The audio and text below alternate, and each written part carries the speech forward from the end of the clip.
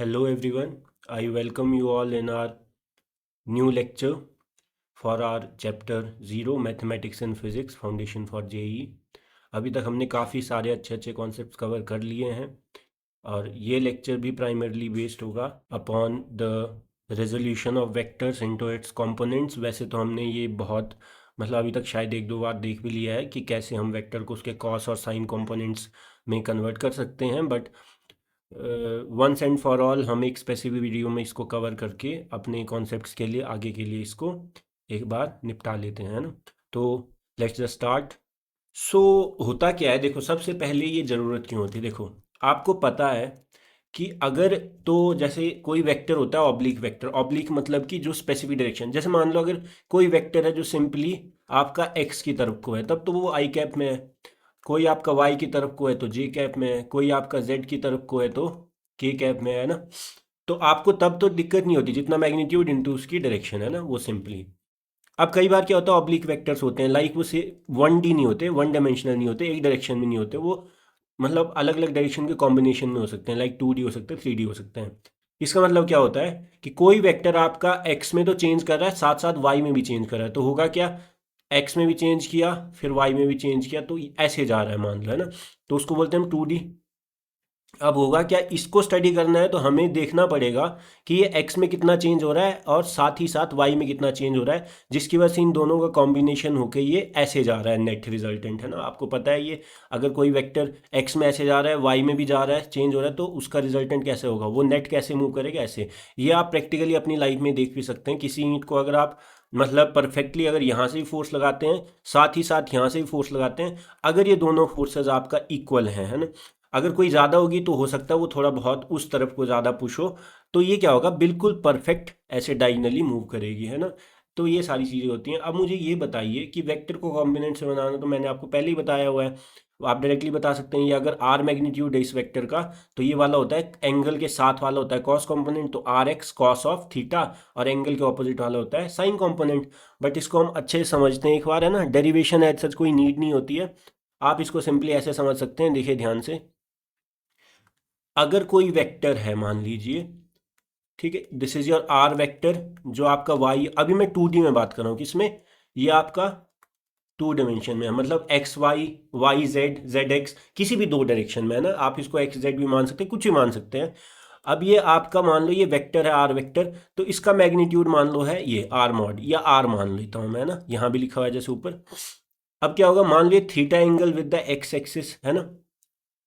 तो ये वेक्टर क्या होगा, ये किसके कॉम्बिनेशन से बना होगा, आप सभी को पता है। एक पॉलीगन बना लूं मैं क्लोज्ड यहां, फिर इस वेक्टर में यहां देखो हेड टू टेल ज्वाइन करो, अब ये प्लस ये तो ये हुआ फाइनल रिजल्टेंट।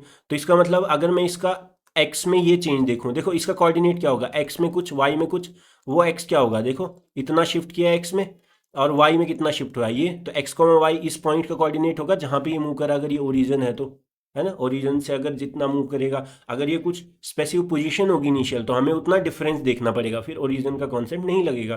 बट आपको ये समझ आता है। तो यहाँ पे क्या होगा, if this is your X component, this is your Y component, है ना। तो आर एक्स आप लिख सकते हैं, कैसे लिख सकते हैं बताइए। सबसे पहले मुझे बताइए आर जो होगा that will be R X vector plus R Y vector, या आर मॉड, ठीक है, R cap will be equal to R X, मान लो मैं एक्स मान लेता हूं इसको, या आर एक्स लिख लो अभी, आई कैप प्लस आर वाई जी कैप। ये आपको दिख रहा है कैसे किया मैंने, है ना, सिंपली कि किसी दो वेक्टर का रिजल्टेंट बना लिया। अब मैं इसको कैसे लिख सकता हूँ, देखिए ध्यान से, आप मुझे ये बताइए, अगर मैं इसको यहां देखिए इस आर वाई को यहां शिफ्ट कर दूं, ये हो गया आर वाई, इस ट्राइंगल में कॉस क्या होगा, cos theta, cos theta will be adjacent, अभी मैं मैग्नीट्यूड की बात कर रहा हूँ ना, वेक्टर रहने दीजिए, एडजेसेंट अपॉन, क्योंकि ये कंपोनेंट में आपको देखो डायरेक्शन तो पता ही है आपको क्या होता है, अभी मैं आगे बताऊंगा, पहले यहाँ पे कंफ्यूज नहीं करेंगे। तो cos theta R X by R, तो आर एक्स का मैग्नीट्यूड कितना हो जाएगा, आर इंटू कॉस थीटा, ये आपका हो जाएगा आर कॉस थीटा, और ये क्या हो जाएगा फिर आप निकाल सकते हैं, है ना, सिंपली आर साइन थीटा, है ना। ये आप प्रूव भी कर सकते हैं, अगर आपका हाइपोटेन्यूज होगा R square should be equal to R X square plus R Y square, तो आर एक्स क्या है, आर कॉस थीटा, तो this should be equal to R square cos square theta plus R square sine square theta, आपको पता R square common ले लूँ तो C square plus sine square, ये तो क्या होता है 1, तो आर स्क्वायर आ गया, प्रूव हो गया। अभी मैं आपको एक और चीज़ बता रहा हूँ, ठीक है, ध्यान से समझना इस चीज़ को, देखिए ध्यान से। अगर आपका अगर आपका मान लीजिए ये आर है, ठीक है, ये थीटा है, और ये आपका आर कॉस थीटा मैग्नीट्यूड आ गया, ये आपका आर साइन थीटा, इसको मैं यहाँ भी लिख सकता हूँ। मुझे ये बताइए, आपको सिर्फ मैग्नीट्यूड निकालना होगा, क्योंकि डायरेक्शन तो आपको पता है, जब आपने एक्स और वाई में रिजॉल्व कर लिया है तो डायरेक्शन तो आपको पता है ना। आपको लाइफ में, इसको चाहे तो नोट करके लिख लो आप हमेशा के लिए, आपको लाइफ में कभी भी कोई वेक्टर निकालना हो ना, तो उसको निकालने के लिए आपको वैसे पता है क्या चीज़ें चाहिए होती है, एक तो मैग्नीट्यूड इंटू उसका डायरेक्शन। डायरेक्शन को हम कई बार क्या लिखते हैं, यूनिट वेक्टर भी लिखते हैं। इसी चीज़ से 3-4 चीज़ें निकल सकती हैं। सबसे पहला, कभी भी आपको यूनिट वेक्टर या डायरेक्शन वेक्टर निकालना हो तो आप क्या कर सकते हैं, देखो इसको इससे डिवाइड, मतलब वेक्टर को उसके मैग्नीट्यूड से डिवाइड कर दो। मतलब क्या हुआ कि अगर v वेक्टर है, this will be equal to v vector का मॉड इनटू उसकी कैप, ये होता है, ये है सिंपली इसका मतलब। तो जो उसका यूनिट वेक्टर या डायरेक्शन वेक्टर होगा that will B v vector upon v vector का मॉड दिस, ठीक है। ये बहुत ज़रूरी होता है, काफ़ी बच्चों को ये नहीं समझ आता, मैं आपको सिंपली समझा रहा हूँ, कोई हमने एक्स्ट्रा फॉर्मूला नहीं यूज़ किया, आपने जो सीखा हुआ है वहीं से निकाला है। आपको अगर इतना पता है, अब मुझे ये बताइए, आपको किसी भी लाइन के अलोंग अगर ये कंपोनेंट का वेक्टर लिखना भी होगा, मतलब कि R vector is R X vector plus R Y vector, आपको बोला जाए आर एक्स वेक्टर लिखो, तो क्या दिक्कत है, देखिए एक्स में ही तो लिखना है। अब एक्स में हमें वेक्टर लिखना है, R X vector is R का कंपोनेंट अलॉन्ग एक्स डायरेक्शन, है ना। तो मैं क्या, मुझे चाहिए एक मैग्नीट्यूड अलॉन्ग एक्स डायरेक्शन और डायरेक्शन अलॉन्ग एक्स। अब देखिए मैग्नीट्यूड क्या निकाला हमने, R cos theta, direction along X क्या होती है भाई, आई कैप। तो ये तो क्या हुआ, आर कॉस थीटा मैग्नीट्यूड निकाल लिया आपने कंपोनेंट, और ये क्या होगा फिर आर साइन थीटा, वाई की तरफ डायरेक्शन जी कैप। वेक्टर लिखना बहुत इजी होता है, ये याद रखना, ये बहुत बहुत इंपॉर्टेंट होता है फिजिक्स में, क्या हर जगह इंपॉर्टेंट होता है। काफ़ी बच्चे कंफ्यूजन होते हैं जब आपको किसी एक क्वांटिटी को किसी दूसरी क्वांटिटी के अलॉन्ग निकालना होता है, तो काफ़ी बच्चे कंफ्यूज होते हैं। कुछ नहीं करना होता है, उस क्वांटिटी का मैग्नीट्यूड इनटू डायरेक्ट, मतलब उस क्वांटिटी का वो component along the second quantity into direction vector या unit vector of that second quantity. ये आपको समझ आना चाहिए, ठीक है। आगे चलते हैं। अभी मैंने आपको क्या क्या बताया, बहुत इजी इजी, देखिए एक क्विक रिकैप, है ना। अगर आपका आर वेक्टर है थीटा एंगल विद एक्स, अभी के लिए हम एक्स मान रहे हैं, तो आर एक्स क्या होगा, देखो ट्रिक तो सिंपल थी हमारी, आर वेक्टर है थीटा, एंगल के साथ वाला कंपोनेंट कॉस कंपोनेंट, एंगल के ऑपोजिट साइन कंपोनेंट, है ना, ये वाला, ठीक है। इसको मैं शिफ्ट कर दी, तो आर एक्स क्या, आर कॉस थीटा, और आर वाई क्या आ गया, आर साइन थीटा, ठीक है। और एक चीज़, अगर मुझे आर निकालना हो तो आर क्या होगा, equal to root of R X square plus R Y square, hypotenuse. ये तो सबको पता है, इसमें कोई दिक्कत नहीं ना। अच्छा एक और चीज़, अगर मुझे थीटा निकालना है तो थीटा निकालना है तो बहुत ईजी है, टेन थीटा निकाल लो। टेन थीटा क्या होगा, ये बाई ये R Y upon R X, ठीक है। या प्रूव भी कर सकते हैं, R sine theta upon R cos theta, R से आर कैंसिल, तो थीटा क्या हो जाएगा, वो एंगल जिस पे टेन की वैल्यू क्या है, R by R X, tan inverse R by R X. ये आपको समझ आता है, बहुत ईजी है। आगे चलते हैं, अब बात करते हैं 3D वेक्टर। अभी तक क्या था, दो डायरेक्शन थी, दो डायरेक्शन के कॉम्बिनेशन में वेक्टर मूव कर रहा था, किसी भी वेक्टर का कोऑर्डिनेट डिफर कर रहा था एक्स कॉमा वाई में। यहाँ पे क्या होता है, एक्स भी चेंज होता है, वाई भी चेंज होता है, जेड भी चेंज होता है, मतलब 3 डायमेंशन में आपका क्वांटिटी वेरी करती है, ठीक है।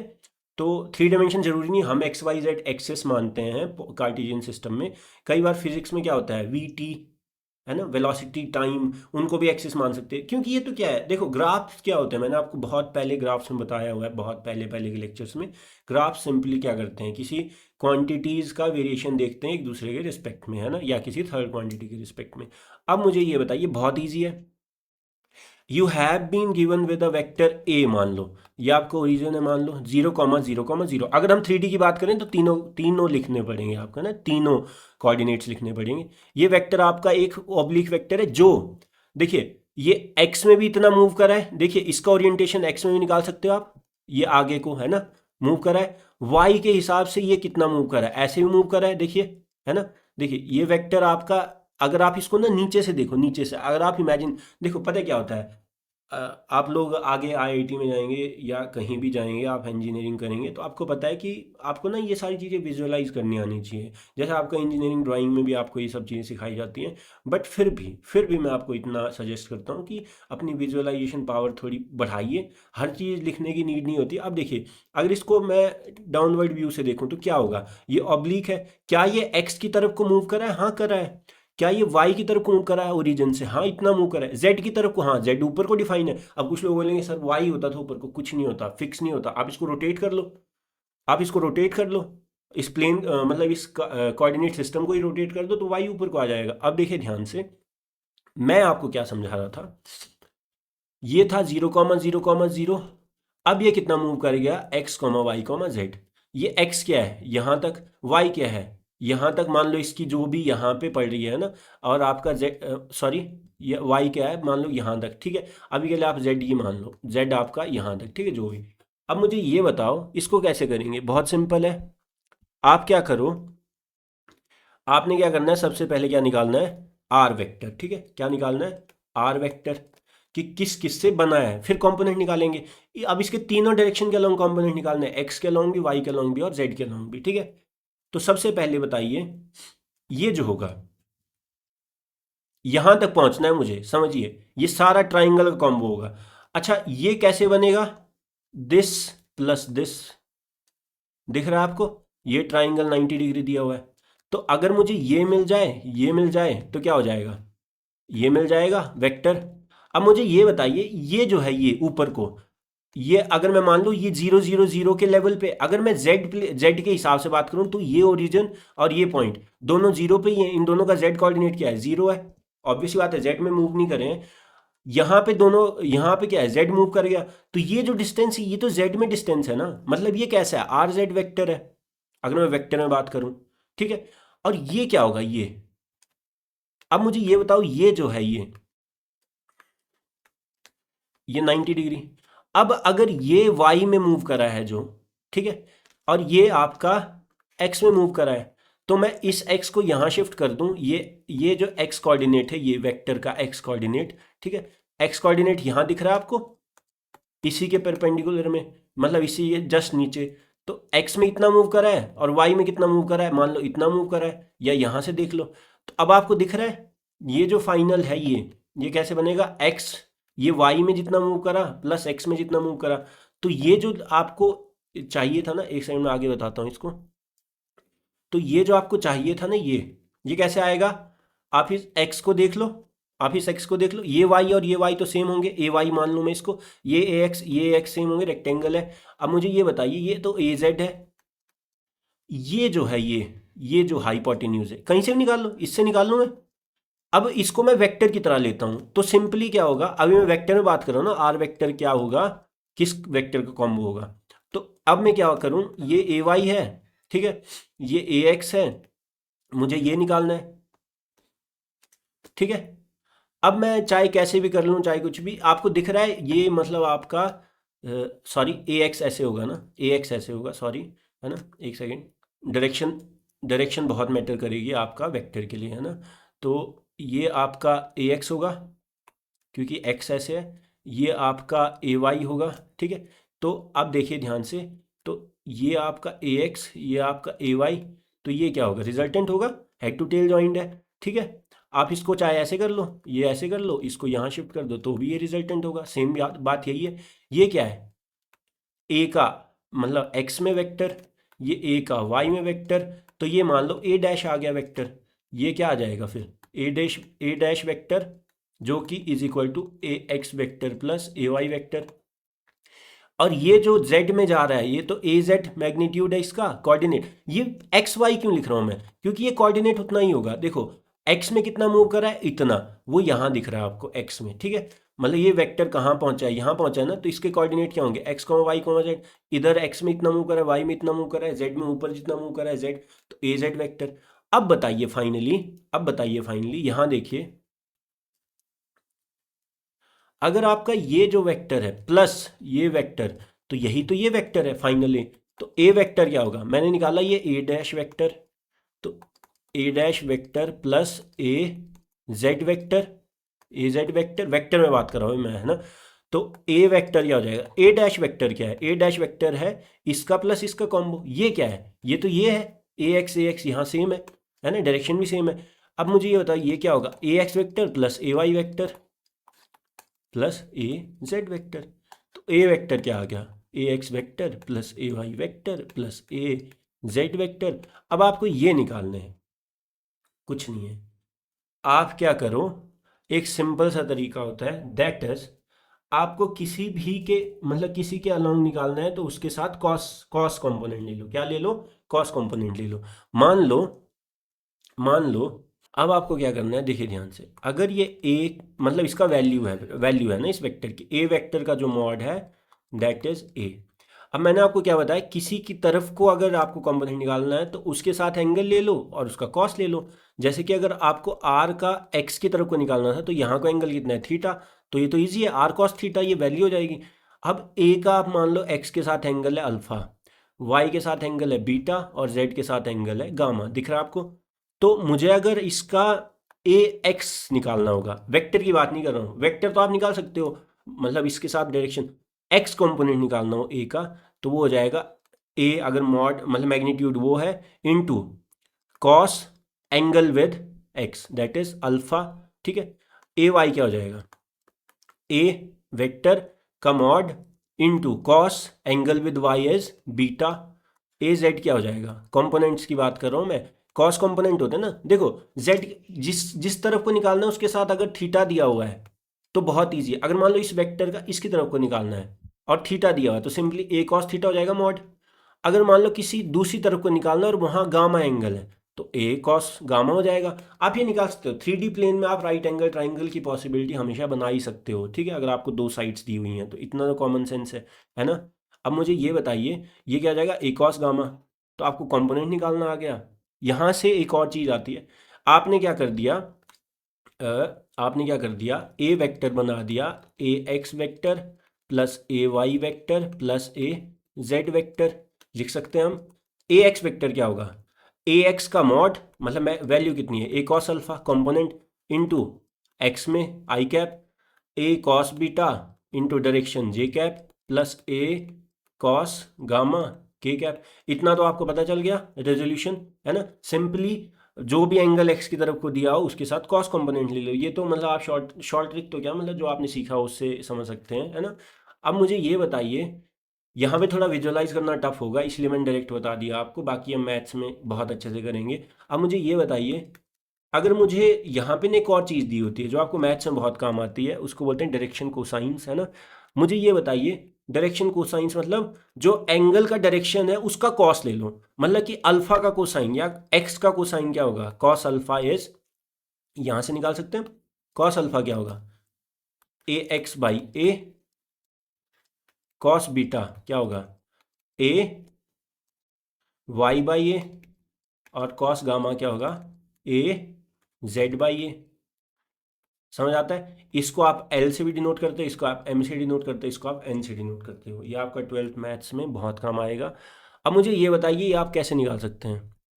आपने निकाला कॉस अल्फा क्या है, A X by A, A X क्या है, एक्स की तरफ को कंपोनेंट, ठीक है, तो वो तो आप मतलब आपको निकालना पड़ेगा, वो हम देख लेंगे कैसे होता है। एक्स में जो कंपोनेंट मतलब आई कैप के साथ जो दिया हुआ है ना, वेक्टर का आई कैप, ए क्या होगा, ए मतलब कि वेक्टर जो है फाइनल वेक्टर ए उसका मैग्नीट्यूड, वो तो आपको पता है रूट ऑफ क्या होता है बताइए, ए एक्स स्क्वेयर। अगर आपका vector is of this form A X I plus A Y J plus A Z K, अभी तक आपने सीखा, ठीक है। तो ये क्या हो जाएगा, रूट ऑफ इसका मॉड क्या हो जाएगा, यही होगा, वेक्टर का मॉड तो आपको निकालना आता है। तो कॉस बीटा क्या होगा, A Y by A Y upon root of ये पूरा, कॉस गामा क्या होगा, A Z upon A Z upon this, A Z क्या है, के साथ का जो भी वैल्यू होगी, ये होते हैं डायरेक्शन कोसाइन, इसको एल से डिनोट करते हैं, इसको एम से, इसको एन से, है ना। ये आपको 12th में बहुत काम आएगा, इसको ध्यान से समझना है। एक और चीज़, अगर मैं कर दूं L square plus M square plus N square तो क्या होगा, एल स्क्वेयर क्या होगा, cos square alpha plus cos, M square क्या होगा, cos square beta plus cos gamma क्या है, एम है ना, ये क्या सॉरी एन है ना, और ये क्या है, m है, ये क्या है, l है, मैंने अभी अभी बताया। तो ये क्या हो जाएगा, कॉस स्क्वायर गामा। इसको क्या कर दो आप, स्क्वायर कर दो, तो ए स्क्वायर ए एक्स स्क्वायर अपॉन ये रूट का स्क्वायर क्या हो जाएगा, ये आ जाएगी पूरी क्वांटिटी। इसको मान लेता हूँ मैं आपका सी मान एस मान लेता हूँ अभी, है ना, एस मान लेता हूँ। तो ये क्या हो जाएगा, रूट ऑफ एस था उसका स्क्वायर हो जाएगा, तो क्या आ जाएगा, एस बाहर आ जाएगा, plus A Y square upon S plus A Z square upon S. अब एस कॉमन ले लो, तो ये क्या हो जाएगा, A X square plus A Y square plus A Z square. अच्छा, लेकिन A X square plus A Y square plus A Z square को तो हमने एस लिया हुआ है, तो ये एस लिख लूँ, एस से एस गया 1। अच्छा, डायरेक्शन कोसाइंस के स्क्वायर का सम क्या होता है, 1, ये भी आपको याद रखना है, ठीक है। तो अभी के लिए मैं आपको ना कुछ चीज़ें जो आपने समझी हैं उनको ना एक शॉर्ट नोट में लिख लेता हूँ, जो आपको याद रखना है, ठीक है। समरी अभी तक की, सबसे पहला 2D में बहुत ईजी है। अगर ये वेक्टर है, थीटा एंगल है, आर है, तो एंगल के साथ और एंगल के ऑपोजिट, ठीक है। तो अगर ये मान लो एक्स है, ये वाई है, तो आर एक्स क्या होगा, आर एंगल आप बस इतना याद रखो, एंगल के साथ वाला कंपोनेंट होता है कॉस, एंगल के ऑपोजिट होता है साइन। मतलब एंगल के साथ अगर है और एंगल दिया हुआ है तो कॉस ऑफ दैट एंगल, ठीक है, और एंगल के ऑपोजिट बाकी बचा साइन। 3D में क्या होगा, बस वही, एंगल दिया हुआ है, तो अगर आपको एंगल दिया हुआ है और साथ वाली साइड निकालना है, तो मान लो एक्स की तरफ को एंगल दिया है लाइक अल्फा, तो क्या हो जाएगा, आर कॉस अल्फा। वाई की तरफ को एंगल दिया है बीटा, वाई के साथ एंगल वेक्टर का, तो आर कॉस बीटा। जेड के साथ एंगल दिया है मान लो गामा, तो आर कॉस गामा। दिख रहा है ना आपको। और एक और चीज थी, क्या था, direction cosines, L, L will be क्या होता था, आर एक्स अपॉन आर। तो आर एक्स अपॉन आर मतलब वेक्टर का mod, that will be root of R X square plus R Y square plus R Z square, है ना। वैसे ही M निकालना चाहिए, वैसे ही एन। लेकिन जो लास्ट में हमने बात पढ़ी that was in direction cosines का जो स्क्वायर का सम होता है that will always be equal to 1। इतना सामने पढ़ा है अभी तक, ये आपको समझ आना चाहिए। अब इसको ना थोड़ा सॉलिडिफाई करने के लिए कॉन्सेप्ट को हम काफ़ी सारे अच्छे अच्छे क्वेश्चन सॉल्व करते हैं, है ना, फिर इस लेक्चर को हम रैप अप करेंगे, ठीक है, आगे चलते हैं। तो इसी पे बेस्ड बहुत इजी इजी क्वेश्चन, मुझे कुछ क्वेश्चन तो शायद डिस्कस करने की नीड नहीं है, पर मैं आपसे क्या रिक्वेस्ट करता हूँ, हमेशा की तरह पहले सॉल्व कीजिए, नहीं होता है फिर जाके सॉल्यूशन देखिए, है ना, या अपने आंसर को क्रॉस चेक कीजिए। सबसे पहला question, if a particle moves 5 metre in plus X direction, ये प्लस एक्स है, इसी की तरफ को +5, मतलब ये तो सिंपल आपको डायरेक्शन एक ही डायरेक्शन में दे दिया, 2D की बात ही नहीं करा, 1D।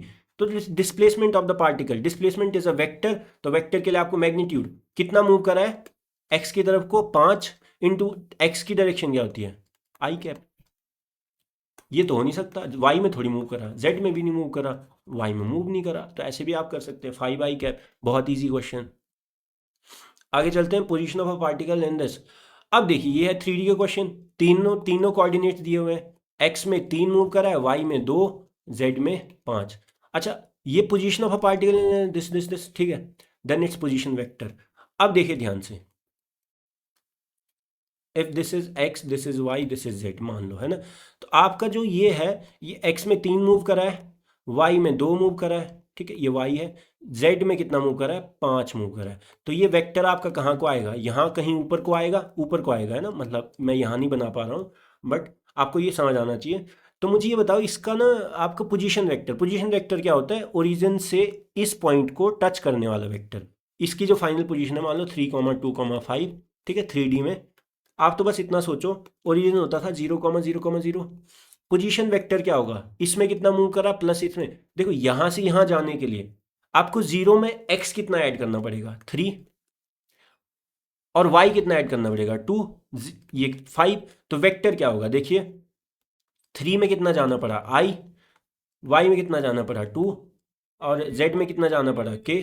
तो आप ये देखिए, जब आपको 0,0,0 से 3,2,5 पहुंचना है, तो आपको x की कितनी मदद लेनी पड़ी, 3, y की कितनी मदद लेनी पड़ी, 2, मतलब y vector, y direction vector की कितनी मदद लेनी पड़ी, z की कितनी मदद लेनी पड़ी, z कोऑर्डिनेट की आपको 5। ये जो पूरा है, मतलब x में 3, y में 2, z में 5, अगर मैं इसमें इतना ऐड कर दूं, ये वाला वेक्टर, तो यही हो जाएगा इसका। Position vector. अगर मैं 0,0,0 को क्या लिख सकता हूँ, 0 आई कैप प्लस 0 जे कैप, लिखने का सेंस नहीं बनता। इसमें मैं प्लस कर दूं ये वाला वेक्टर तो क्या मुझे फाइनल यही मिल जाएगा, बहुत इजी है। तो ये यही आपका आ जाएगा बी वाला ऑप्शन, है ना, आंसर आ जाएगा, बहुत इजी है, इसमें मुझे बताने की नीड नहीं है। और आप बस इतना याद रख सकते हैं, if a point has a coordinate this, तो उसका पोजीशन वेक्टर भी वही हो जाता है जेड की, है ना, डिपेंडिंग अपॉन कि एक्स वाई जेड आपका प्लस में माइनस में वो एडजस्ट हो जाएगा, है ना। नेक्स्ट आगे चलते हैं। If a particle moves from point P two point Q, है ना। अच्छा मैंने ना इसमें आपको ना ज़्यादा मतलब ए बी सी, मैं इतना तो एक्सपेक्ट कर ही सकता हूँ ना कि आप लोगों को इतना बेसिक तो पता है, अदरवाइज मैं ये करना पड़ता कि final minus initial will be equal to displacement vector. तो फाइनल कोऑर्डिनेट क्या है, 3,2,5 माइनस वो जो मतलब बोर्ड्स क्लासेस में डिराइव करवाते हैं, इनिशियल वेक्टर क्या, ओरिजिन, यही होगा पोजीशन वेक्टर, है ना। तो फाइनल वेक्टर फाइनल क्या है देखिए, 3 आपका 3 में कितना है, 3i+2 आपका इस तरह से, है ना। तो 3 - 0 एक्स में कितना डिस्प्लेस करा, 3 - 0 आई कैप, प्लस वाई में कितना करा, 2 - 0 जे कैप, प्लस जेड में कितना करा, 5 - 0 के कैप। ये आ जाएगा आपका पोजीशन वेक्टर, है ना। तो ऐसे करने की नीड नहीं है, x2 - x1 आई कैप, ये सब ये आपको पता ही होगा, मैं इतना एक्सपेक्ट कर सकता हूँ, आप अभी तक इतना सीख चुके होंगे पिछले 7 लेक्चर्स में, है ना। आगे चलते हैं। इफ अ पार्टिकल, देखिए यहाँ से आपको समझ आएगा, देखिए पार्टिकल आपका यहाँ पे था 3D में 2, मतलब कोऑर्डिनेट बनाने की नीड नहीं है, आप सिंपली ये समझो P पे था, P से मूव करा पार्टिकल कोई Q पे, चींटी मान लो। अब यहाँ से यहाँ जाने में जो डिस्प्लेसमेंट हुआ है, तो डिस्प्लेसमेंट क्या है, final position minus initial position, लेकिन वेक्टर डायरेक्शन भी आएगी। तो आप क्या करो, आपका वेक्टर बनाना यहाँ से यहाँ, दो पॉइंट्स के बीच का वेक्टर कैसे बनाएंगे, फाइनल एक्स में कितना मूव करा, 3 - 2, है ना, final minus initial I cap, plus final minus initial Y में 4 - 3 J cap, plus final minus initial K में कितना मूव करा, के कैप, है ना, जेड में। तो आई कैप प्लस जे कैप प्लस, ये तो जीरो आ जाएगा तो इसको लिखने की नीड नहीं है, तो ये मूव करा तो सी आ जाएगा, आंसर सी आ जाएगा। समझ सकते हैं डिस्प्लेसमेंट कितना हुआ है, final position minus initial position, x में एक्स माइनस करो, वाई में वाई माइनस करो, एक्स में कितना मूव करा, 1 यूनिट, वाई में कितना मूव करा, 1 यूनिट, जेड में कितना मूव करा, 0 यूनिट। तो एक्स में जितना मूव करा वो आई में मूवमेंट होगी, वाई में जितना मूव करा वो आपका जे में मूवमेंट होगी, ये के में। इन तीनों से मिलके क्या हो जाएगा, देखो आई में 1 मूव करा है, जे में 1 मूव करा है, तो 1i+1j ये आ जाएगा आपका फाइनल वेक्टर, है ना। के में तो मूव ही नहीं करा, है ना, मतलब आपका के कोऑर्डिनेट इसका फिक्स रहा, वो आपको दिख भी रहा है, 5 पहले भी है 5 बाद में भी है। आगे चलते हैं। A force of 5 Newton, this is, ठीक है, बहुत इजी है। A force of 5 Newton acts on a particle, ये पार्टिकल पी मान लेता हूँ। A force on direction making angle 60 degree में, तो मान लो पुल या पुश ये डिफाइन नहीं है, तो हम अपने कन्वीनियंस के हिसाब से मान लेते हैं कि इस पे कुछ पे ऐसी फोर्स लग रही है, ठीक है। तो अब ये मान लो इसका एक्स कोऑर्डिनेट या आपका वाई, तो इसने क्या बोला है कि making an angle of 60 degree, ये फोर्स जो है इस पार्टिकल पे जो लग रही है, ये फोर्स तो क्या है 5 न्यूटन है, इसका पूरा मैग्नीट्यूड, ये आपका एंगल बना रहा है 60 डिग्री विद द वर्टिकल, इसको वर्टिकल मान लेता हूँ अभी वाई को, एक्स को मान लो चाहे जो भी। अब देखिए आंसर तो सेम ही आएगा, क्योंकि आपको ये नहीं पूछा है कि वाई कॉम्पोनेंट या एक्स कॉम्पोनेंट, आपको पूछा वर्टिकल कॉम्पोनेंट, तो आपको यहीं जो फोर्स की इस साइड को वैल्यू, मैंने आपको अभी क्या बताया, एंगल दिया हुआ है तो एंगल के साथ वाला कंपोनेंट हमेशा क्या होगा, यहां पे तो देखो वर्टिकल के साथ ही एंगल दिया है तो दिक्कत ही नहीं है, यही कंपोनेंट निकाल लूं मैं। एंगल के साथ वाला कंपोनेंट क्या होता है, फोर्स इंटू उसका कॉस, एफ बाई कॉस क्या हो जाएगा 2, तो ये जाएगा 2.5 न्यूटन, तो ये क्या आ जाएगा 2.5।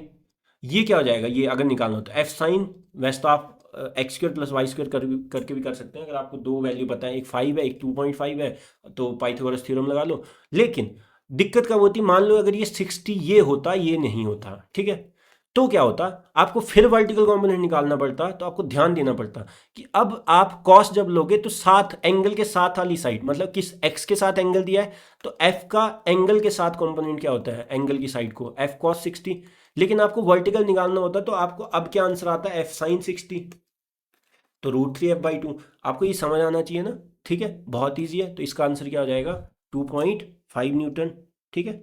आगे चलते हैं।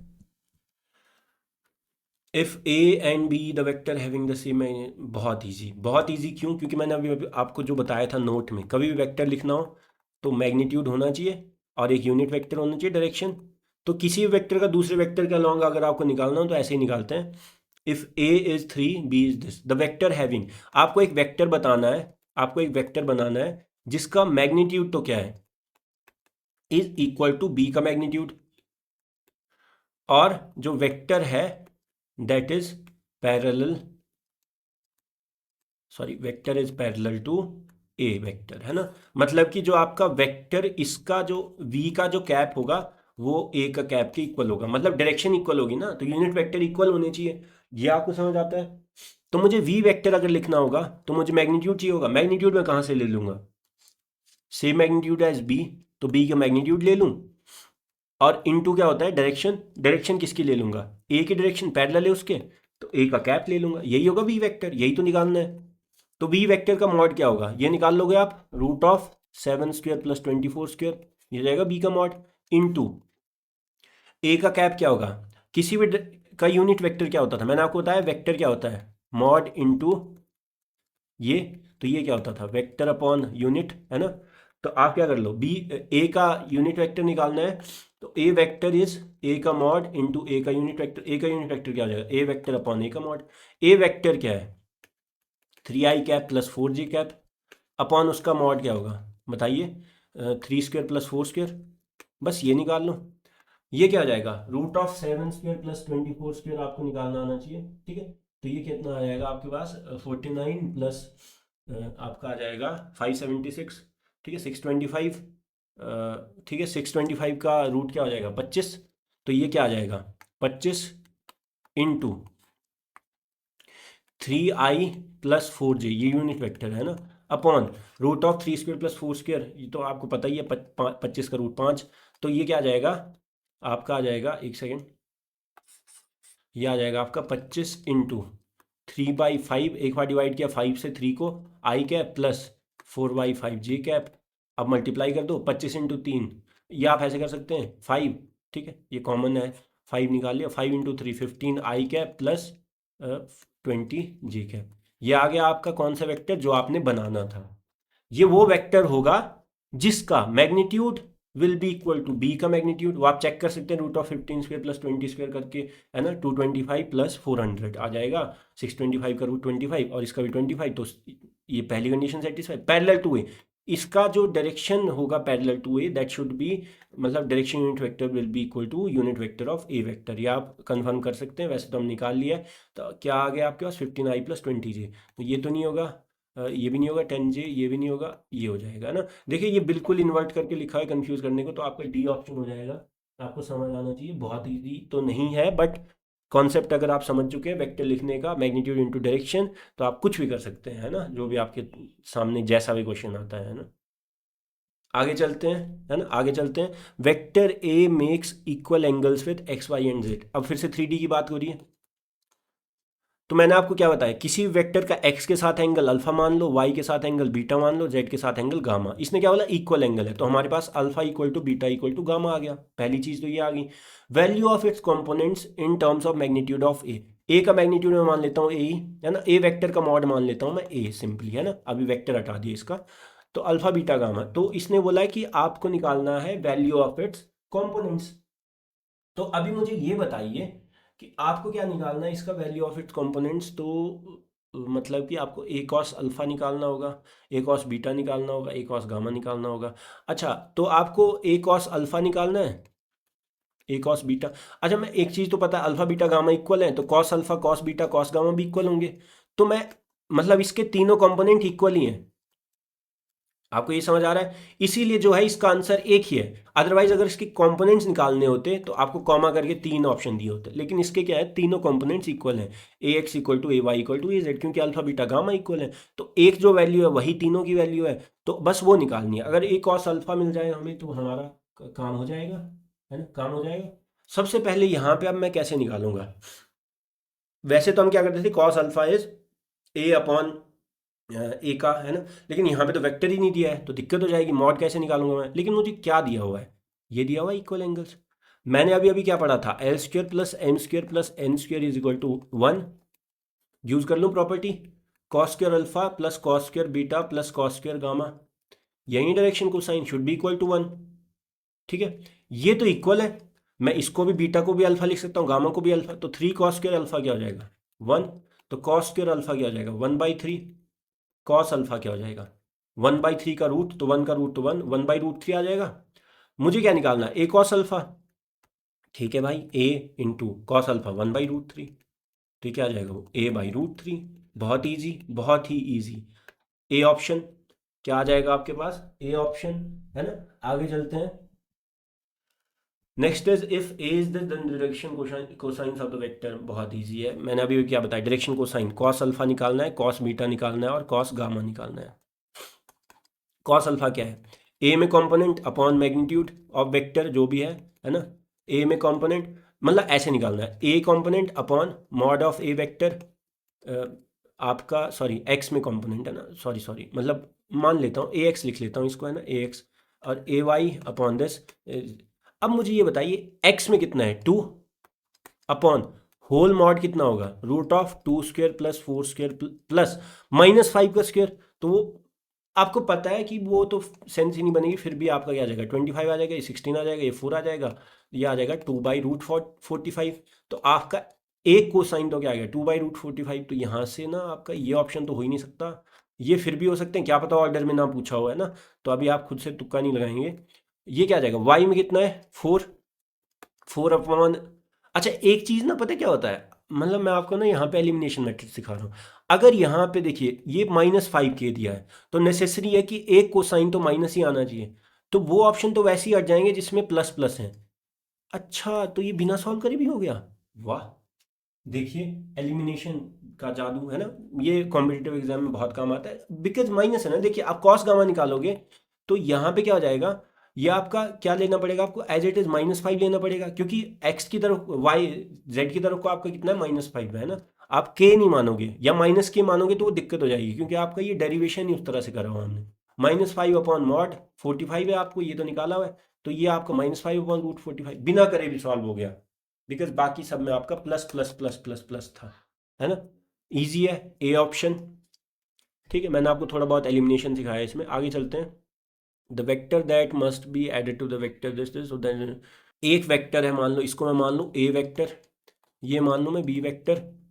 The vector that must be added to the vector this and this, तो पहले तो ये दो वेक्टर हैं, ठीक है। इन दो वेक्टर में हमें क्या करना है, एक वेक्टर v ऐड करना है such that the final vector should be a unit vector along Y axis की तरफ को, यूनिट वेक्टर मतलब मैग्नीट्यूड 1, और वाई एक्सिस की तरफ को डायरेक्शन क्या होगी इस वेक्टर की, जे कैप।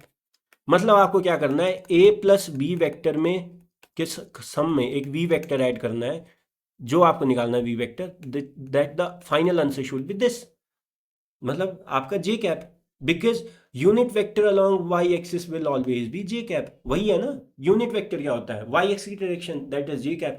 तो आपको ना ये बहुत ईजी है, पहले ए प्लस बी निकाल लूँ मैं, तो ए प्लस बी क्या होगा, आई में 3 जोड़ दिया तो 4i, आई से आई जोड़ दिया, -3 + 6 + 3j +2 - 7 -5k, ये आ गया आपका a प्लस बी। ठीक है, इसमें आपने v वेक्टर जोड़ना है, तो इसमें आप प्लस v करोगे, that should be equal to J cap. तो आप क्या कर लो, देखो जल्दबाजी नहीं करेंगे, आपका जो ये आया है a प्लस बी, इन दोनों का कॉम्बो, इसमें आप v वेक्टर जोड़ो, this should equal to J cap, है ना, मतलब unit vector along Y axis. तो v वेक्टर क्या आ जाएगा, इसको यहाँ शिफ्ट कर दूँ मैं, जे कैप -4i + 3j - 5k। अब मुझे बताओ क्या आएगा, जे कैप। ठीक है, तो जीरो माइनस, देखो ये जो वेक्टर इसमें तो जे ही कॉम्पोनेंट है, तो बाकी आई और के किससे माइनस करूं, ये वेक्टर को मैं ऐसे लिख सकता हूं ना, 0i + 1j + 0k, ये है ना, दिख नहीं रहा है, भले ही आई और के जीरो मान लो ना, क्या दिक्कत है ना, जीरो वेक्टर मान लो। तो 0 - 4 क्या आ जाएगा, -4i + 1j -3j क्या हो जाएगा, -2j + 0k -5k, तो माइनस प्लस हो जाएगा, तो ये तो आ जाएगा +5k। This should be the vector which must be added to these two vectors का combo so that the resultant vector is a unit vector along the y-axis which is j cap. Your answer should be -4i minus 2j plus 5k. This is cross, null vector तो हो ही नहीं सकता, zero कैसे जोड़ोगे आप, तब तो इसका combo यही आ जाएगा, वो तो आएगा ही नहीं. Unit vector along the Y axis is the simply the direction of the Y axis, that is आपका जी कैप. ये आ गया बी ऑप्शन. इजी था, बहुत ही अच्छा question. I personally like this question so much because ऐसे question से आपको पता चलता है कि आपके कॉन्सेप्ट कितने स्ट्रांग है ना. तो आगे चलते हैं. ओके सो यही तक था है ना. So we are done for the day. हमने बहुत अच्छे कॉन्सेप्ट सीखे. ये काफ़ी सारी चीज़ें ऐसी होती हैं जो लोगों की 12th भी हो जाती है उसके बाद भी उनको समझ नहीं आता है ना, तो आपको ये चीज़ें समझनी पड़ेंगी. मैंने आपको जो यहाँ पे ना एक चीज़ ब्रह्मास्त्र, जो जिसको ट्रिक नहीं बोलूँगा मैं, किसी भी वेक्टर का अगर आपको किसी डायरेक्शन के अलॉन्ग कंपोनेंट दिया और गलती से आपको अगर उसके साथ थीटा भी दे दिया है, तो आप आंख बंद करके ये जो कंपोनेंट होगा दैट विल ऑलवेज बी ए का कॉस थीटा. क्या ये समझ आता है? ये आपको समझना पड़ेगा, ठीक है. So that's all for the day, है ना. तो थैंक यू सो मच, मिलते हैं नेक्स्ट क्लास में, ठीक है. Thank you so much, see you all in the next lecture.